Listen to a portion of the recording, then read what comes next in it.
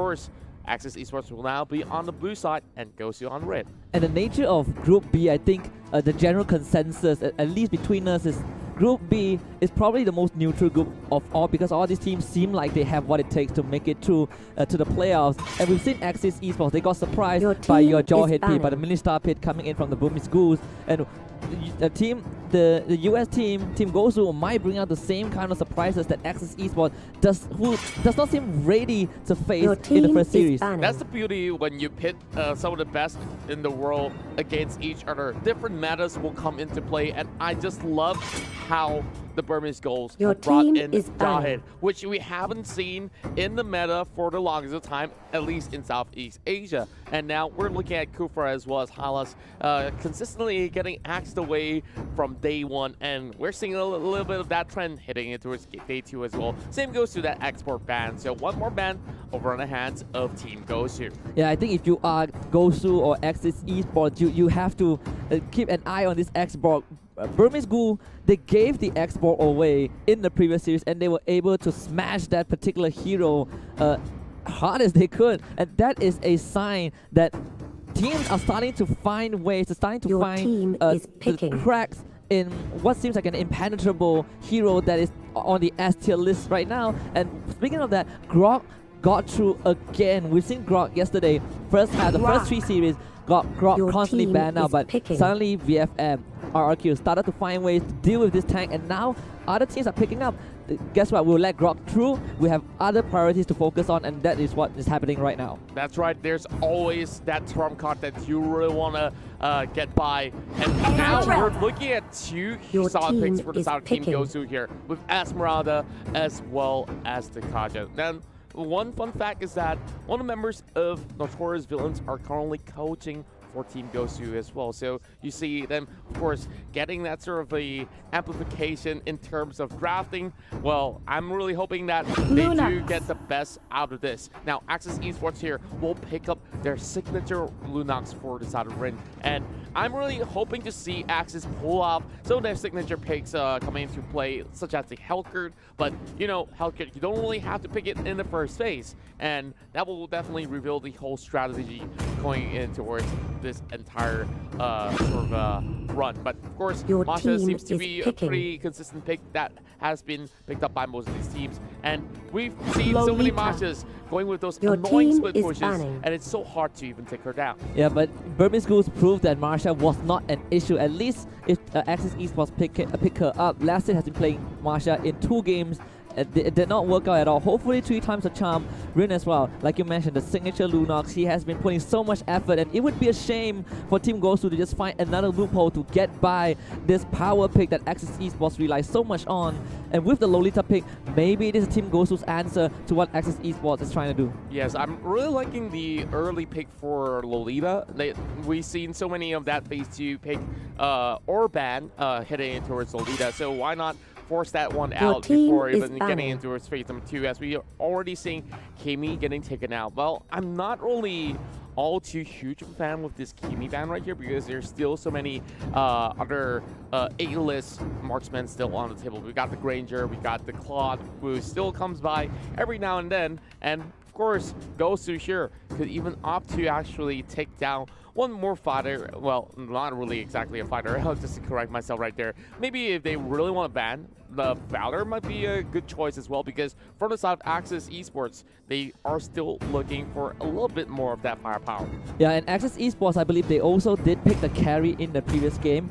Granger still on the table, like you mentioned, and you are Team Gosu. I was about to bring out the Archive. Archive was a pick that, while we were watching the previous series, we were hoping that Axis ESports will pick that up in game number 1, where they only had this Lolita as that front line. Team Gosu, they're going to deny this double tank because the rest of the priority tanks, Hylos and Kufra, have been taken out as well. So smart move from Team Gosu. But I also want to point out, Team Gosu, during their qualifiers towards M1, they have some interesting picks when during the Shanghai qualifiers, where they have Estes, a hero that we just don't see almost anywhere. But today they're gonna go with the textbook play, and carry will be their choice. I do like the answers coming from the side of Team Gosu right here. They needed something that's really reliable to spread out some of these tanks, And what better way than to pick up the carry? All you have to do is get the Demon Hunter Sword, and you will get a little bit more of that power spike, or even the Golden Staff as well. But Franco is something that we haven't really seen all too much of inside of the M1. But in the MPL M1SG, this is one popular pick heading in towards that playoff round. So Axis ESports is taking double Franco. or nothing, and now they're Your locking in the team Franco is right picking. here and hoping to connect those hoops. Yeah, and this is the all-in, I could say the all-in for Axis ESports. On paper, it seems like it's going to work out pretty well, and it is. The theory crafting for Axis ESports does seem more robust compared to the first series. Team Gosu right now, if you're looking at this Franco, you kind of know that Kaja might not find an easy way to just go and flicker Divine Judgment because of the presence of this Franco. So he has a big task if you are the Malaysian team. But Team Gosu, the Tamus is a really obvious choice. We've seen Leomord being picked out only by VFM yesterday as a stable, neutral fighter.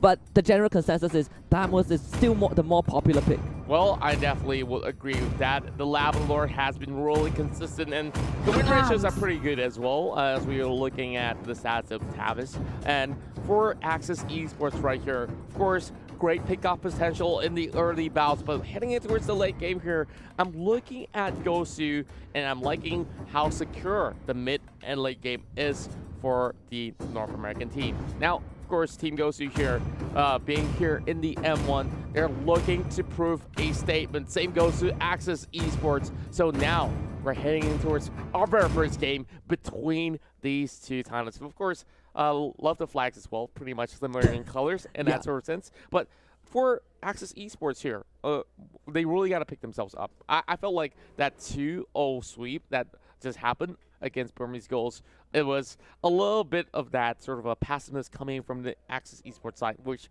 I felt was not really that sort of a signature play style that they were in. So perhaps they should be pretty much well relaxed to be confident to play their own game. Yeah, and the skills will kind of tip as well.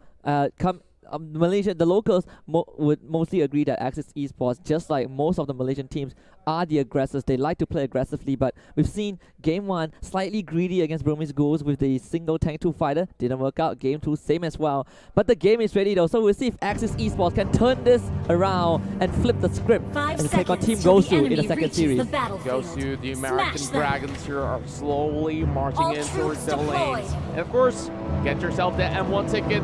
Here's a little bit of that promo code that you can copy down if you have not make your purchase. And now we're looking at Ken Ray here, already tossing out the wheel, and Breezy, oh my goodness, already dropping down to 50%. So a rough start for the side of Gosu right here, but shouldn't be too much of a hassle for Team Gosu to come back into play. So basically supported by the Kaya, and they're looking to make sure that Breezy gets that level 4 in hand so that they can go in for that flicker and Divine Judgment.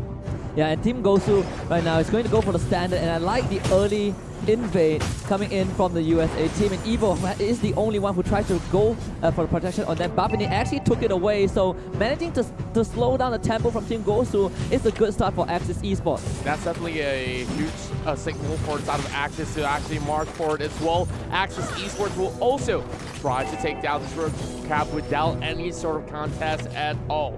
So we're looking at all these other members on over the top side here, pressuring on the side of Lasted as well. So Lasted here will just have to hold on for dear life for the time being. But Kenry shouldn't be too much of that sort of problem for him to actually hug by the corners of the tower of the bot lane. Yeah, and Axis Esports taking a page out of what Burmese GHOULS did in the first series against them. In under a minute and a half, Burmese GHOULS were able to take that top tier 1, rendering this Marsha ineffective. And right now what Axis Esports trying to do is to take that bottom tier 1, but now Team Gosu, they're gonna jump the gun right now. Lasted does not have that level 4. General, though, pumping the damage with the wheel, not able to get the kill off. Meanwhile, Team Gosu takes that tier 1 bot, and this is what Axis Esports takes that tier 1 bot, and this is what they want. Now you free up the map for Lasted to be a bit more effective. Wow, Flicker coming out from the side of Breezy as well, and this is going to be that turtle going on slight reset as we are looking at a full Flicker team from the side of Axis. Well, way too quick for me to see what's on the line for the side of Gosu, but for Gosu, they're just making sure that they stay safe for the time being. And now Axis Esports already attempting the very first turtle of the game. Definitely a a very more composed recovery. They were not letting game 1, series 1 get to them. So Team Gosu, they're gonna lose that turtle. The fact that they were not able to steal the buff early on, they lost the turtle, they lost the tier 1 bot. Axis ESports, with that slight economy advantage, can look to push this, and you can see 4 members from the Malaysian team, they are already congregating on the top side of the map. They want to take the top tier 1 just so this Masha can actually function, and now to go in with the ultimate onto Paulo. Great wild shot. Paulo is blocked by the wall, so they will get the first blood, and that will go over to Axis ESports. What a great setup coming in from that Grok. Look at that wall charge ramming onto 2, and that wall to negate the escape. And now Axis ESports can take more than just that. They've already got the turtle, they've already got the first blood, and they will also take another tower down from the top side. Now, look at the gold graph here. They're already 2,000 in favor, and Axis ESports are looking to dominate. Yeah, Lax is looking pretty fine right here because those two side lane tier 1s are taken down. Now this Masha can go anywhere she wants. Like you mentioned, the gold grab in favor of Axis ESports completely. Team Gosu seems like the only aggression that they made was onto Lassie twice.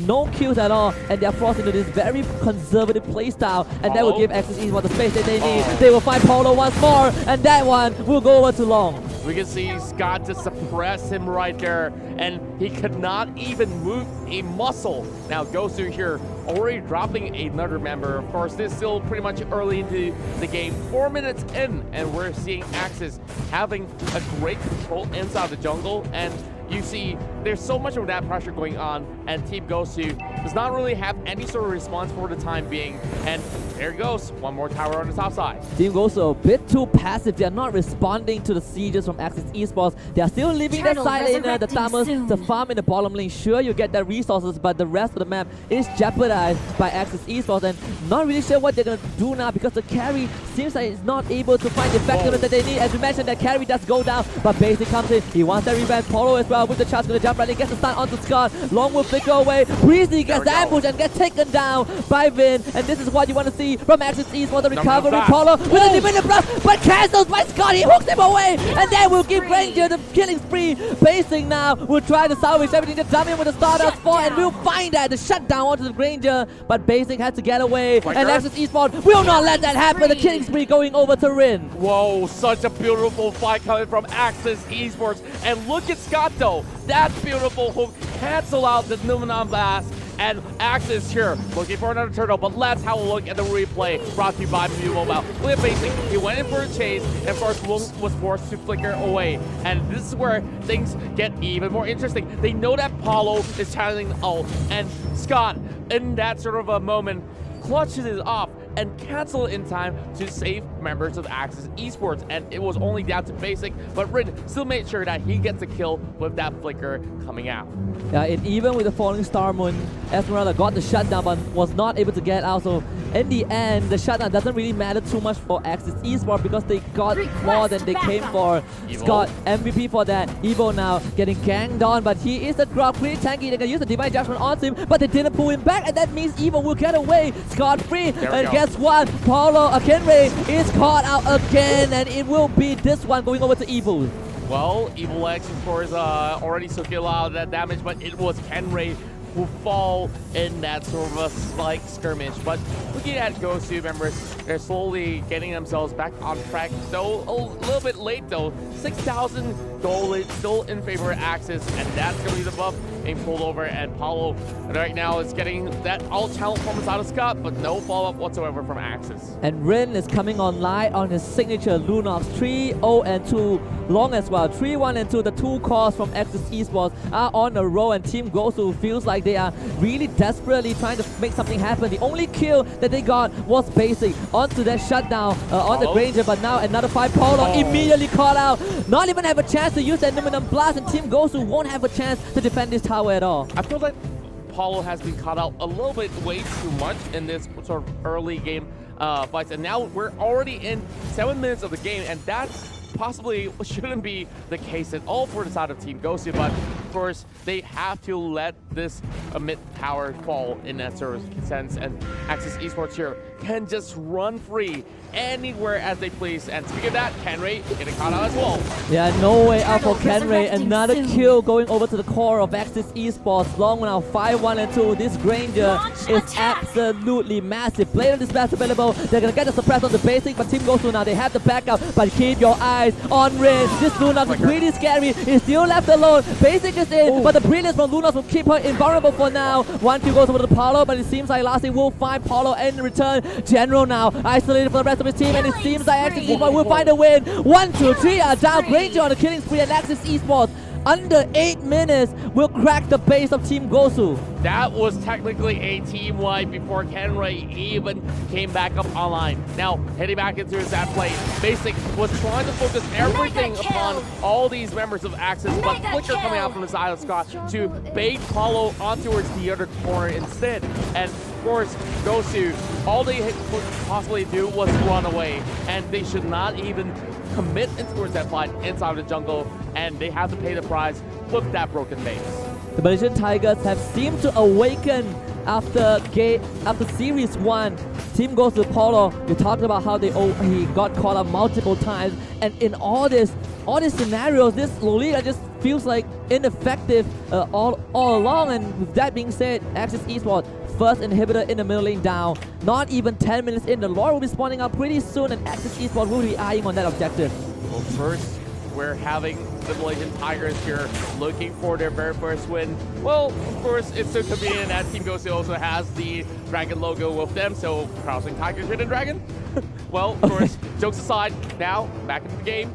With Gosu here with need to stall for a great run. And General here not really having the best of weaponry to actually hit in towards the next battle, because the tanks from inside of Axis Esports has already emerged with so many of that sort of assists as well as goal, and they've already got all that they need to actually soak all those damage. But Scott here just waiting for any passerbys, and perhaps one good hook will initiate the fight, and instead he hooks the minion. Almost found, and that will allow Lassie to have free reign of this Lord. Marsha, one of those heroes that we know can solo this objective. Look at it go. The Lord does not stand a chance, and Lassie will be the new Lord, at least for now.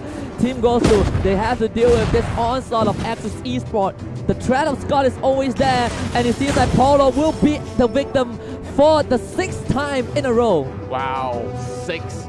And no assist at all for the side of Paulo. He did get a kill somewhere in between the game, of course, but Team Gosu here, they seem to be having a little bit of that early jitters. Of course, this is, after all, the very first game in the entirety of the tournament, but hoping that Gosu here could make a little bit of that comeback here, as we see Rin here has not even dropped a single time. Same goes to Lasset as well as EVOS and Lung on that Granger pick. He has already played a lot of that Granger back in MPL MYSG, and he's known as one of the best out there for the entirety of the season.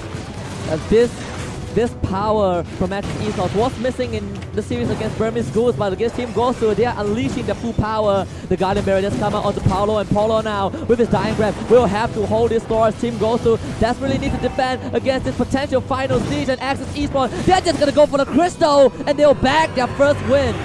With the Lord marching right in, this will be the first victory round for Axis Esports. What a way to actually start off the entirety of this best of 3. But Team Gosu doesn't seem like they have any sort of replies at all in this first game of the series. Now, Axis Esports, like we talk about them, desperately needing points. And this is at least 1 point being secured by Axis, and another game will bring them the entirety of the match 2-0, which will give them a vital 3-point lead. Yeah, and you can look at the faces of the members of Team Gosu. They are stunned by what Axis Esports deliver, contrary to the first series that they were watching as the audience. This is an Axis Esports that they did not expect to face. And we talk about Team Gosu having those picks that they have not brought out yet from the qualifiers. Maybe the next game they want to attempt that. Yep, exactly, and EVOS will be the MVP for this matchup, not even falling a single time, and he was in charge of setting up all those great wall charge over the wall, and of course, that path being blocked there. It will give Rin as well as Lux so much of that room to actually march for it and take down all their enemies. And of course, we've seen Gosu here only getting 2 kills thus far, so they definitely could have put up a better stand. And as we head in towards the recap of what just went on, this is the first blood heading in towards the top lane, and this is where Scott pickoffs after pickoffs after pickoffs. I feel like this guy is definitely one man that's pretty underrated. And this is where Scott truly shine. And if there's one highlight reel that you want from Axis ESports, this is it. Look at Scott, the hook, true basic on point to cancel the Numinum Blast, which could have mitigated the loss of Team Gosu, but because of that, they grab Polo. Basic does kill off the Granger, but it really doesn't matter because at the end of the day, the kill still went over to the Lunox after that flicker. Yep, and that definitely was well worth it, as we see a huge lead heading in towards 6 minutes of the game, 8-1 and extended to 10-1 much later on. And this is that sort of a team fight that should not be happening inside of jungle for Gosu, because what they needed to do was just stay a little bit more passive. Whether or not the enemies are attempting Lord, the Lord is not even up, so yeah. What exactly are they actually doing inside the jungle? And Paulo, there is slight criticism. The Lolita was hardly with the team. You can see that even in those moments where you talk about how he flashed to take down Scott, slightly unnecessary right there. He needed to be with his team. Sure, the Numinum Blast was out, but the fact that Rin managing to get up with that flicker, she should be the priority for Team Gosu. You can see 3 members were trying to kill off the Lunox. Suddenly, this Lolita just goes out of position, gets picked off. But if you're playing against a Franco, you always have to be careful of that surprise, that factor, the element of surprise. That's right, and that definitely was that game-winning factor. This sort of a pocket pick strategy that Axis Esports still have under their sleeve. So with that being said, will we see another Franco going into Game 2? I think Franco is now a more reliable choice, a more prevalent choice, at least for Axis Esports. They have found success in Game 1, and Team Gosu, I don't think they would want to ban out this Franco just because they won in Game 1. That's right, and there's still so many of that sort of priority bans right out there. Well, of course, the same old high loss as well as Xborg every now and then getting the pick or even ban. So maybe they might still focus on towards that. Or do you feel like Team Gosu is going to change that one up, since Rin as well as Lung was so effective on that Lunox as well as the Granger? Yeah, I feel like the ban should definitely go to the Granger, either the Granger, Lunox, one of them, and that you kind of need to start not including Cho in the ban list. Cho has been picked once, I believe, yesterday, did not find success. Lucky was the one playing this hero. If he felt really uncomfortable on it against RRQ.